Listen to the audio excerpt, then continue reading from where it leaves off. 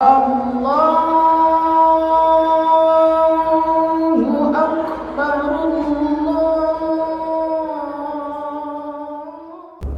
Assalamualaikum warahmatullahi wabarakatuh.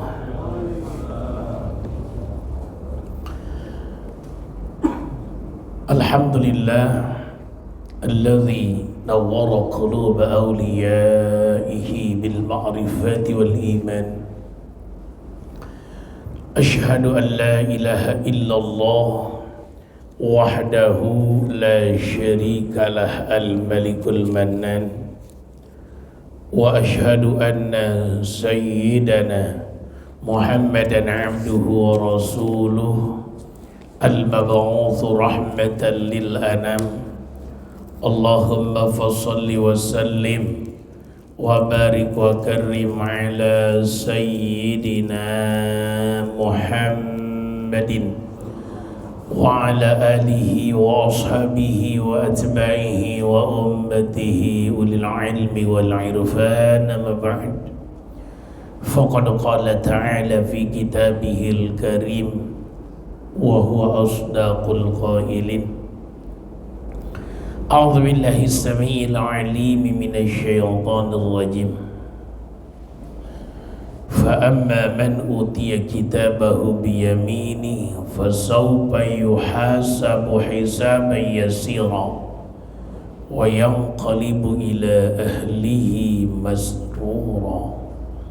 Wa qala Nabi sallallahu alaihi wa alihi wasallam, innallaha yuhibbu idza amila ahadukumul amal ayutqinahu. Wa qala aidan, inni lastu ista'milu ahadan hatta usyaritahu. Sadaqallahul aliyyul azim, sadaqar rasuluhun nabiyyul habibul karim, wa nahnu ala dhalika minasyahidin wa syakirin walhamdulillahi rabbil alamin. Yang saya hormati, saya muliakan para asatidz, guru-guru saya. Yang saya hormati, saya muliakan segenap pengurus takmir Masjid Baitul Isa. Yang saya hormati, saya muliakan ayahanda bunda rahimakumullah, jamaah salat subuh yang insyaallah semuanya dimuliakan oleh Allah Subhanahu wa taala. Pertama-tama marilah kita sama-sama bersyukur kepada Allah atas seluruh nikmat Allah, yang mana Allah telah berikan nikmatnya pada kita semua, sehingga alhamdulillah dengan nikmat Allah lah pada kesempatan Sabtu subuh kali ini kita semua bisa hadir kembali di Masjid Baitul Isa dalam rangka menyambut panggilan Allah dengan suara azan untuk melaksanakan sholat subuh yang begitu luar biasa. Mudah-mudahan langkah kaki kita, duduknya kita, i'tikafnya kita, ngajinya kita, berjamaahnya kita, semua dibalas oleh Allah dengan ampunan Allah, dibalas oleh Allah dengan diangkat derajat di sisi Allah, dan mudah-mudahan Allah bahagiakan kita di dunia dan di akhirat kelak. Amin ya Allah ya rabbal alamin. Rahmat teriring salam semoga Allah curahkan, semoga Allah limpahkan selalu kepada Nabi kita, Rasul kita, yaitu baginda Rasul Muhammad sallallahu alaihi wa alihi wasallam. Ayahanda bunda rahimakumullah, mari kita lanjutkan kajian kitab Mukhtarul Hadis. Masih di halaman 34. Innallaha, sesungguhnya Allah itu yuhibbu, Allah mencintai, idza amila, apabila melakukan, sofu ahadukum, salah seorang di antara kalian, al amal, satu pekerjaan, ayutqinahu, diselesaikan dengan baik. Hadis ini menegaskan kalau kita melakukan sesuatu jangan tidak dituntaskan, selesaikan. Contoh, sholat malam, selesaikan sampai witir. Jangan nanggung-nanggung karena witir penutup sholat malam, gitu ya. Itu dalam urusan ibadah. Dalam urusan pekerjaan, apapun pekerjaan yang Allah amanahkan kepada kita, selesaikan. Jangan pernah nanggung, ditunda-tunda. Jalankan terus. Ada orang bangun masjid gak selesai-selesai karena gak diselesaikan. Ada orang bangun madrasah gak selesai-selesai karena gak diselesaikan. Makanya planningnya harus tepat. Apa yang harus kita lakukan? Karena Allah tidak nyuka, tidak senang sama orang yang pekerjaannya terbengkalai. Kenapa? Karena kan mubazir. Contoh di Indonesia, proyek Hambalang, duit keluar dipakai enggak? Jadi sarang penginapan setan, tempat nginepnya setan. Sedih Pak kalau ngelihat begitu. Nggak selesai. Keburu ketahuan, keburu ketangkep, nggak selesai. Bahaya kalau udah begitu. Ini contoh yang nyata di hadapan kita. Apa saja kerjakan sesuatu, selesaikan. Nyuci motor di rumah nih hari Sabtu, selesaikan. Baru nyuci sepeda, ini mah semua dikeluarin, cuci semua. Bagian kecapean tinggalin semua, kan repot terusnya. Kadang begitu. Makanya dalam keterangan hadis, kalau kita idza aroda, apabila kalau kita bermaksud sesuatu, amron faliyatadabbar akibatah, pikirkan akibatnya. Ini kalau saya lakukannya semua sanggup nggak? Karena badan kita ini ada batasannya, kemampuan kita ini ada batasannya. Nah, jangan sampai tidak selesai. Selesaikan satu per satu, item per item. Jangan sampai tidak selesai. Ini dalam pekerjaan. Hadis yang kedua, masih dalam pekerjaan. Ini kata Nabi, lastu tidak akan astakmilu mempekerjakan seseorang, astakmilu mempekerjakan ahad dan seseorang, hatta usyarituhu, sehingga aku memberikan syarat-syaratnya. Ajaran Nabi yang kedua dalam pekerjaan, kalau mempekerjakan orang, kasih tahu syarat-syaratnya. Mulai masuk kerja jam berapa, pulangnya jam berapa, gajinya berapa, harus pakai baju apa, yang dikerjakannya apa, yang dilarang apa, yang boleh apa, yang boleh dipakai apa, yang jangan dipakai apa. Syaratnya kasih tahu. Jadi ada 3 ya dalam pekerjaan ini. 1, harus selesai, tuntas. Yang kedua, kasih tahu syarat-syaratnya. Yang ketiga, bayar upahnya sebelum keringatnya kering. Jadi banyak orang yang menyalahkan pegawai, tapi pegawai nggak merasa salah. Kenapa? Karena dia tidak ngerti SOP-nya seperti apa. Makanya kita kasih tahu, ini tidak boleh, ini boleh, ini harus begini, harus begini. Ada satpam di sebuah kantor, dia masuk jam 6 pagi, pulang jam 6 pagi, sehari-sehari. Satpam besoknya jam 6 pagi, itu syaratnya. Contoh, ya harus mau, sudah itu syaratnya. Jadi kalau dia keluar sebelum jam itu, namanya tidak memenuhi syarat. Nah, kasih tahu syarat-syaratnya. Terkadang kita hobi menegur, menghukum, tapi syaratnya nggak dikasih tahu. Makanya kata Nabi, kalau kita mempekerjakan orang, apapun yang kita suruh, kasih tahu syarat-syaratnya. Jangan sampai tidak memberikan syaratnya. Hadis yang ketiga, innallaha ta'ala, sesungguhnya Allah ta'ala, ya'jabu, Allah menganggap aneh. Aneh kepada siapa? Satu, yang dianggap aneh sama Allah, min sa'ilin yas'alu ghairal jannah, orang yang minta tapi yang dia pinta bukan surganya Allah. Itu Allah aneh. Makanya saya ngajarkan ke orang yang mau berangkat umroh atau haji, ketika ngasih manasik, doa, 4 doa yang tidak akan ditolak. Satu, da'watul haj hatta yarji'a, doanya orang pergi haji sampai dia pulang.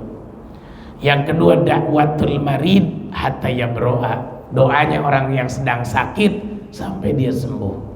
Yang ketiga, da'watul ghazi hatta yasduro, doanya orang yang sedang berperang sampai berhenti perangnya. Yang keempat, da'watul akhi li akhihi bidzahril ghaib, doa saudara kepada saudaranya tanpa sepengetahuan didoakan. Maka jangan berhenti kita doakan orang Palestina, saudara-saudara kita, karena itu begitu mustajabah doa. Mereka tidak tahu kita doakan, kita yang doakan, terus doakan. Mau turun ke sana juga nggak bisa, mau nyumbang harta juga sulit prosesnya. Doa diperkuat buat mereka. Gitu. Allahumma salim ikhwanana al-muslimina fi Palestina. Allahumma salim ikhwanana al-muslimina fi Palestina. Terus kita minta, atau pakai bahasa kita, ya Allah, selamatkan saudara-saudara kami di Palestina yang meninggal, jangan Allahumma ja'alhum mautahum syuhada, ya Allah jadikan orang yang meninggal di antara mereka syahid. Oh, terus kita doakan. Nah itu mohon maaf, gitu dahsyat. Jadi saya mengajarkan kepada orang yang pergi haji, pergi umrah, tolong sampaikan juga oleh bapak-bapak, karena doa orang pergi haji itu pasti dikabul. Maka ditulis sebelum berangkat di kertas, nomor 1 minta surganya Allah. Nanti akan dibaca di depan multazam, ya, beres tawaf menghadap multazam, dia minta nomor 1 minta surganya Allah, nomor 2 minta selamat dari api nerakanya Allah, nomor 3 minta wafat dalam kondisi husnul khatimah, yang keempat minta selamat dari siksa kubur, yang kelima minta berat timbangan amal baik, yang keenam minta diberikan buku amal di sebelah kanan, yang ketujuh minta kemampuan melewati jembatan Shiratal Mustaqim. Ya, setelah itu yang ke-8 baru minta mobil Pajero, yang ke-9 kita, yaitu dunia. Pokoknya surga dulu kita minta nomor 1. Ini hadisnya.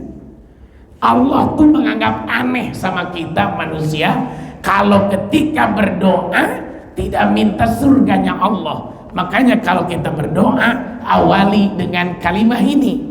Setelah baca hamdalah, setelah baca sholawat sebagai muqaddimah, jangan tinggalkan, diawali dengan kalimat ini. Allahumma inna nas'aluka ridhaka wal jannah wa na'udzubika min sakhatika wan nar. Mintalah itu. Allahumma inna nas'aluka ridhaka wal jannah wa na'udzubika min sakhatika wan nar. Atau Allahumma inni as'aluka ridhakal jannah wa na'udzubika min sakhatika. Mintalah sama Allah, karena surga ini target kita. Ustaz kan masuk surga udah takdir. Betul, masuk surga itu udah takdir.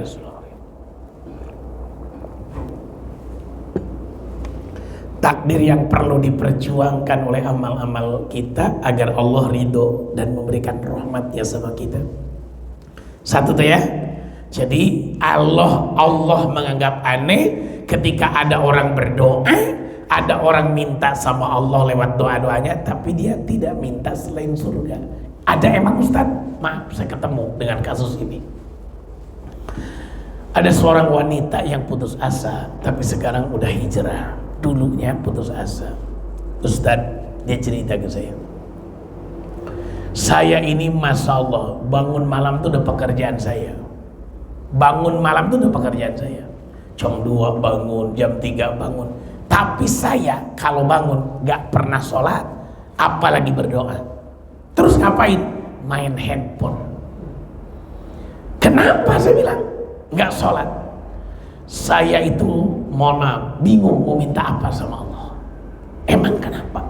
Saya ini tiap hari disakiti sama suami saya. Tiap hari saya pukulin suami saya. Tiap malam saya bertengkar dengan suami saya. Tiap malam saya sakit hati dengan suami saya. Dia tidak memberikan nafkah. Dia tukang nyiksa, tukang ngancam. Tapi saya kalau minta sama Allah khawatir bercerai dengan dia. Kasihan anak-anak saya. Jadi saya nggak minta apa-apa sama Allah. Jadi cuma main Instagram, main handphone sampai pagi, main handphone sampai pagi. Saya nggak tidur jam 2 tuh. Tidur jam 12, bangun jam 2, sampai pagi saya nggak tidur.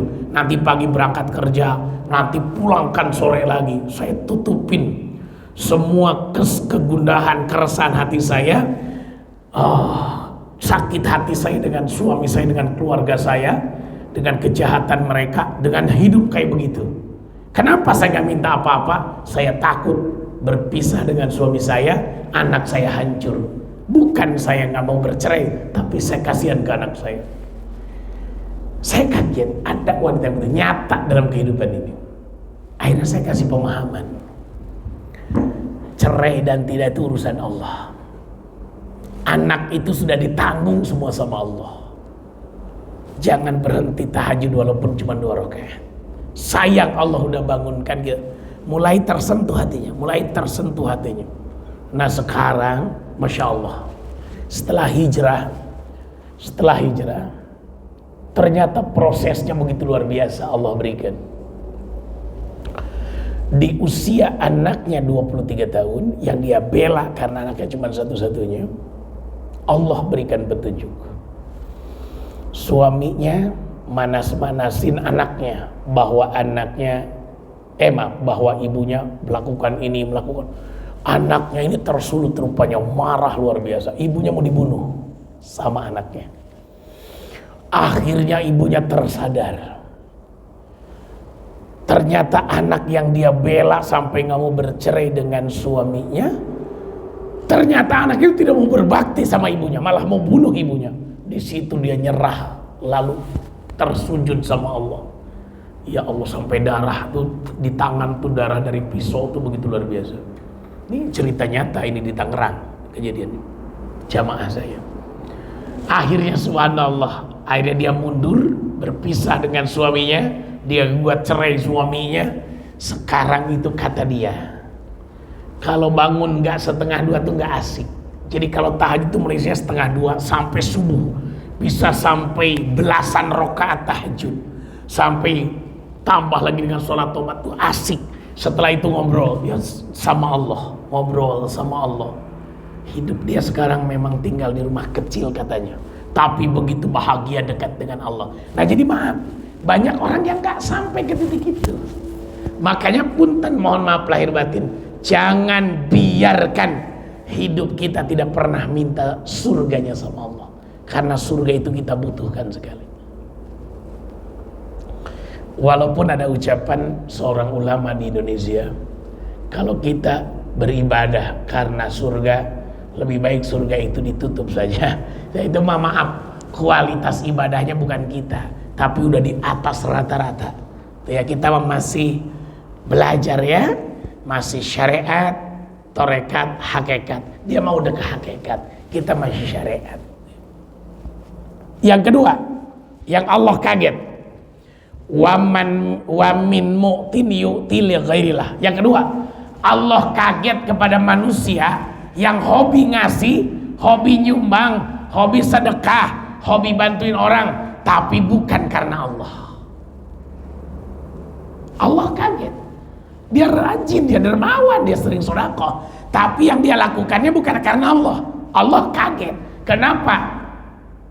Ada orang melakukan karena pengen disanjung. Ada orang yang melakukan karena pengen dianggap dermawan.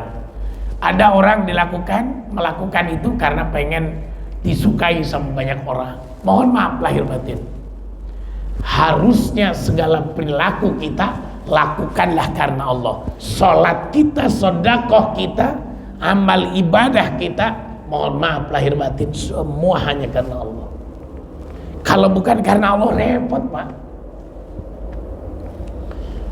Kita para penceramah ini pulang pagi berangkat lagi. Kalau bukan karena Allah capek. Tapi kalau karena Allah nikmat aja. Ya udah terserah aja udah. Kadang pulang tablik akbar jam 2, jam 3 bangun lagi, berangkat lagi gitu. Itu mah biasa. Kalau udah karena Allah tuh semangat. Tapi kalau karena dunia, nanti akan kecewa. Ya Allah, udah jauh-jauh capek-capek, cuma dikasih segini. Wah, kalau udah kena dunia, capek kita. Tapi kalau udah karena Allah, gak ada alasan. Ya Allah, habis begadang capek, tapi azan subuh manggil, berangkat ke masjid. Kalau karena Allah, enteng semua. Tapi kalau karena manusia, manusianya tidak ada, dia tidak akan datang. Orang yang rajin sholat tahajud tengah malam, itu udah yakin dia melakukannya karena Allah. Karena udah gak ada yang lihat. Siapa yang mau lihat? Kita ruku sujud gak ada yang lihat kok. Tuh ya. Makanya oleh karena itu mohon maaf lahir batin. Allah aneh kepada orang yang melakukan ngasih orang, sedekah ke orang, nyumbang orang, bantuin orang bukan karena Allah. Terakhir, yang ketiga, wa min muta'awwidin yata'awwadhu min ghairin nar. Allah aneh kepada orang yang minta perlindungan tapi tidak meminta perlindungan dari api nerakanya Allah. Dia minta perlindungan tapi bukan api nerakanya Allah. Harusnya kita Allahumma ajirni minan nar, Allahumma ajirni minan nar, Allahumma ajirni minan nar. Selamatkan kami dari api neraka. Begitu. Makanya mohon maaf, doa selamat itu bagus banget kita baca. Karena lengkap, surganya kita pinta, nerakanya kita minta perlindungan. Harus dibaca doa selamat. Minta selamat di dunia dan di akhirat. Tuh 3 hal ya. 3 hal yang Allah kaget. 1, orang minta tapi bukan minta surga. Yang kedua, orang ngasih tapi ngasihnya bukan karena Allah. Yang ketiga, orang minta perlindungan tapi maaf, minta perlindungannya bukan dari api nerakanya Allah. Padahal maaf, Nabi mengingatkan, ittaqin nar walau bisyikit tamroh. Jaga dirimu dari api neraka walaupun sedekah setengah butir korma. Saking api neraka ini harus kita minta sama Allah perlindungan. Makanya dianjurkan ba'da subuh Allahumma ajirni minan nar 7 kali, ba'da maghrib 7 kali, lalu sholat biasanya 3 kali. Kenapa minta selamat dari neraka? Karena maaf, begitu dahsyat beratnya yang namanya neraka. Airnya, apinya, siksaannya, dan lain sebagainya. Itu macam-macam siksa neraka begitu berat. Maka mintalah perlindungan kepada Allah agar kita selamat dari api neraka. Hadis yang ketiga keempat, innallaha, sesungguhnya Allah Ta'ala yakul, Allah berkata, ana aku thalithu syarikain, aku adalah ikut di antara 2 orang yang berserikat, bekerja sama. Saya dengan Pak Haji Didi atau dengan Pak Ustadz Kaswadi bekerja sama. Nah, Allah ikut di dalamnya. Makanya musyarakah itu atau bekerja sama itu bagus, Pak. Buka usaha, bekerja sama itu bagus. Kenapa? Karena ada Allah ketiganya. Saya punya tenaga tapi nggak punya modal. Nah, itu namanya kerjasama. Atau modalnya bareng-bareng, pekerjaannya orang lain. Ya, 50-50 modalnya. Buka rumah makan Padang. Yang 1 orang nyumbang 75 juta, yang 1 75 juta. Bukalah nasi Padang. Yang kerjanya orang lain, itu namanya musyarakah. Musyarakah. Atau begini, saya punya tanah, punya sawah. Nah, dia punya tenaga untuk mengolah sawah, itu musyarakah. kerjasama. Nah, Allah itu akan bersama orang yang berbisnis bersama-sama, bekerja sama, selama malam yakhun ahaduhum sahibahu, selama salah seorang di antara mereka tidak berkhianat. Kalau salah satunya berkhianat, fa idza khanahu kharajtu min bainihima. Kalau salah satunya berkhianat, maka maaf, Allah lari, Allah keluar, Allah pergi dari antara keduanya. Singkat kata, singkat cerita, kalau pengen bisnis kita lancar, jangan kerja sendiri, bareng-bareng dengan orang, karena Allah akan bantu. Tapi maaf, kalau sudah kerja sama dengan orang, siap-siap kalau ada yang khianat salah satunya, kontan akan bangkrut. Kenapa? Karena Allah tidak akan lagi bantu orang yang model begitu. Makanya cari orang yang amanah. Tuh ya, cari orang amanah. Gak bisa, Pak. Kalau gak amanah tuh gak bisa. Apapun pekerjaannya, kalau gak amanah gak bisa. Makanya banyak orang yang ketipu sini, ketipu sana, salah milih orang. Ciri-ciri orang yang tidak amanah biasanya kalau udah bahas bisnis, bicaranya banyak, ngebrudul janjinya banyak. Itu biasanya agak sulit tuh amanahnya. Beberapa orang datang ke saya, Pak Ustadz, saya lagi dapat proyek perumahan, Pak Ustadz bantulah dananya, nanti Pak Ustadz kebagian sekian. Udah gak nafsu. Kenapa? Kalau orang hanya menceritakan untung doang, mohon maaf lahir batin, maka dia tidak akan menceritakan ruginya, maka biasanya banyak penipuan. Dulu di Tangerang ini terkenal ada koperasi Langit Biru waktu itu. Itu agak heboh waktu itu. Di zaman pertama koperasi Langit Biru ada, yang masuk itu ustadz semua. Saya ingat ditanya di pengajian kuliah subuh Mushola Al-Hijrah waktu itu. Ditanya, lagi heboh-hebohnya, baru fenomen lagi rame-ramenya baru muncul, ya. Ditanya, Pak Ustadz, bagaimana hukumnya ikutan koperasi Langit Biru? Saya bilang haram. Satu-satunya ustadz yang berani nantang saya waktu itu, haram. Kenapa Pak Ustadz enak bener mengharamkan sesuatu?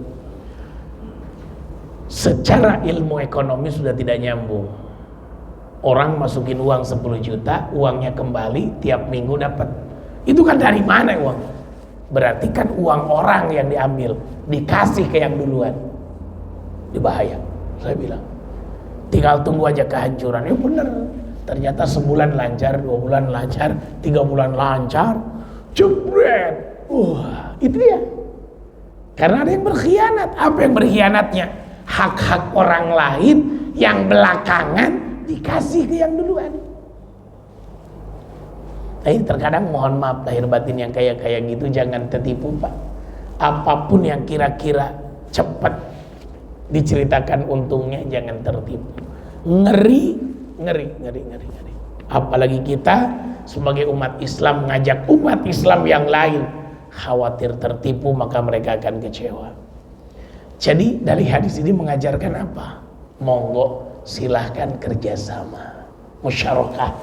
Dalam kitab fikih itu namanya musyarakah, kerjasama. Silahkan, maka Allah akan bersama dengan bisnis kita, bersama dengan usaha kita.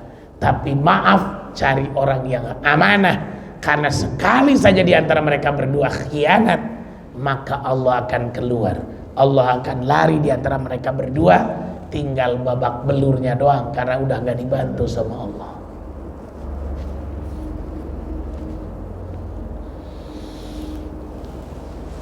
Itu tentang pekerjaan-pekerjaan. Ada yang mau didiskusikan? Monggo silakan.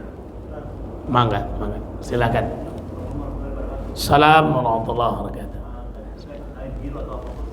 Bagaimana hukumnya yang ikut itu menyebabkan orang banyak yang ikut dan ini mereka pada ikut gara-gara tokoh ini. Apa itu koperasi? Ya, contohnya apa? Contoh koperasi. Maaf, saya ngajak begini Mbak. Saya ngajak begini. Pertama, kalau kita seorang tokoh mau mengambil sesuatu, itu dipikir matang-matang. Itu tolong, saya maaf.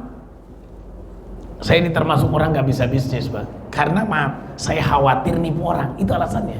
Makanya saya termasuk orang gak bisa bisnis. Saya cuma bisa ngajar ngaji maaf. Bisa ngajar ngaji itu. Jadi kalau diajak bisnis itu udah kelimpungan. Khawatir karena orang nganggapnya saya tokoh, nganggapnya saya guru, nggak mungkin bohong.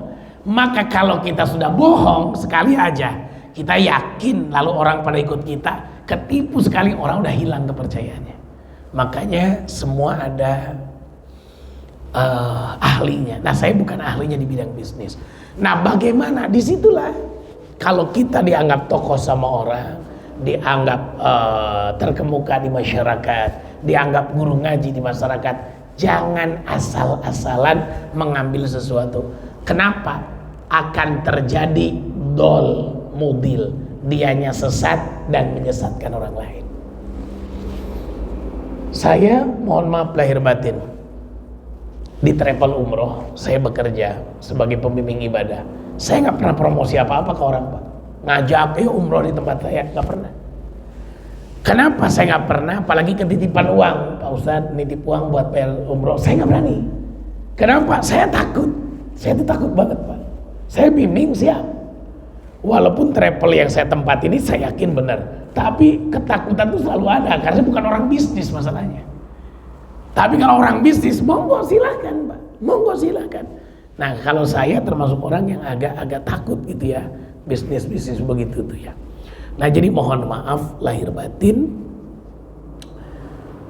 Ada juga orang mengatakan begini, ketika bisnis Pak Ustadz kan enak jamaahnya banyak, nanti jamaahnya kan bisa nah di situ malah saya makin takut. Itulah bedanya karena memang saya bukan pembisnis. Jadi terkadang resiko itu dipikirkannya besar sekali. Kalau pembisnis terkadang resikonya tidak dipikirkan besar, untung yang dipikirkan besar. Makanya saran saya, kalau ada tokoh masyarakat yang menjadi pimpinan itu, kita sebagai tokohnya pertama yakinkan dulu bahwa itu benar. Yang kedua, yakinkan kehalalannya. Itu ya, halal dulu, benar. Baru kita bisa sampaikan ke orang lain. Monggo silakan.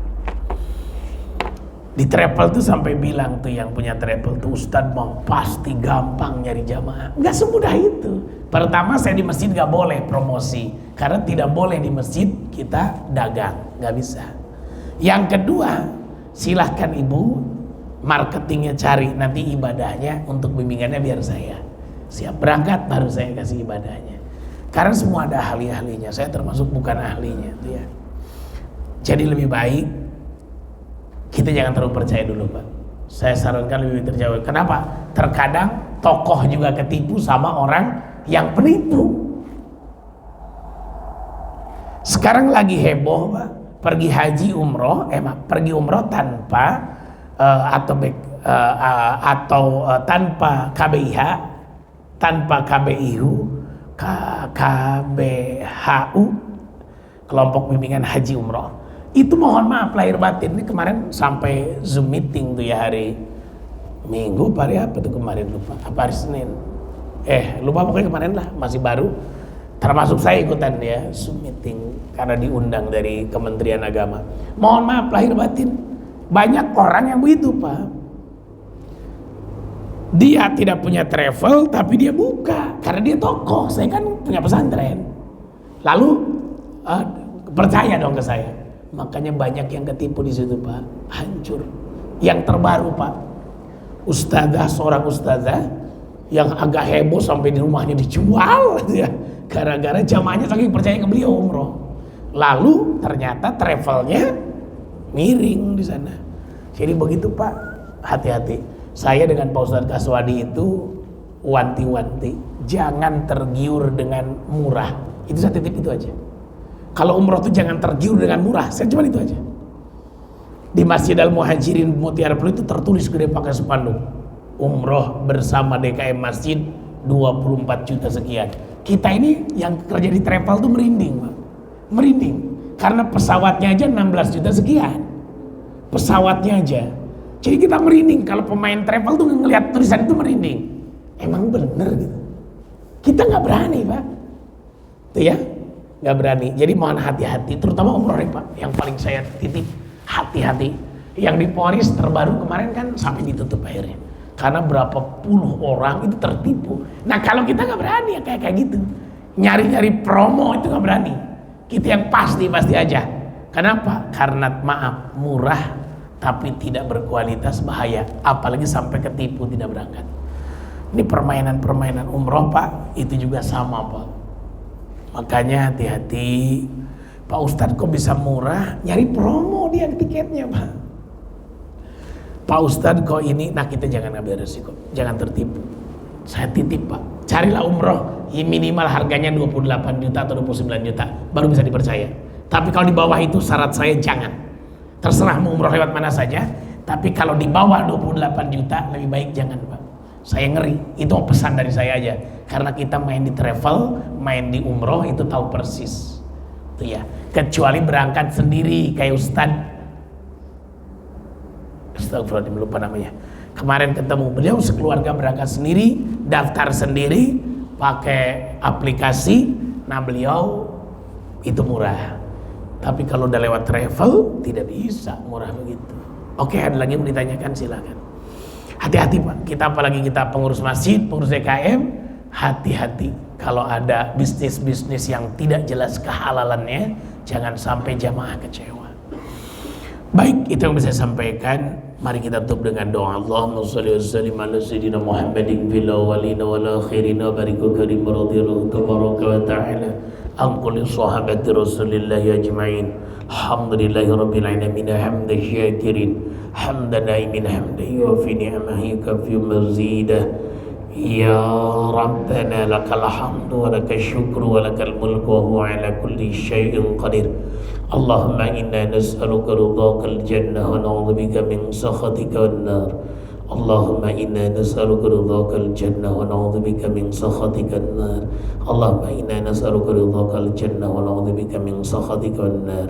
Allahumma inna asbahna nushiduka wa nushidu hammalat 'arsyik wa malaikataka wa jami' khalqika annaka antallah la ilaha illa anta wahdaka la syarika lak wa anna Muhammadan abduka wa rasuluka. Allahumma inna nas'aluka mujibati rahmatik wa azaima maghfiratik wa salamata min kulli ithmin wal ghanimata min kulli birrin wal fawza bil jannah wa najata minan nar wal afwa indal hisab. Rabbana ighfir lana dhunubana wa liwalidayna warhamna warhamna kama rabbayana shighara. Rabbana la tuzigh qulubana ba'da idh hadaytana wa hab lana min ladunka rahmatan innaka antal wahhab. Rabbana atina fid dunya hasanah fil akhirati hasanah wa qina adzabannar. Shalli wa sallim ala jami'il anbiya'i wal mursalin walhamdulillahi rabbil alamin. Itu yang bisa sampaikan. Maafkan bila ada ucapan yang tidak berkenan. Subhanakallahumma bihamdika asyhadu an la ilaha illa anta nastaghfiruka wa natubu ilaik. Billahi taufiq wal hidayah wal afa minkum. Assalamualaikum warahmatullahi wabarakatuh. Allah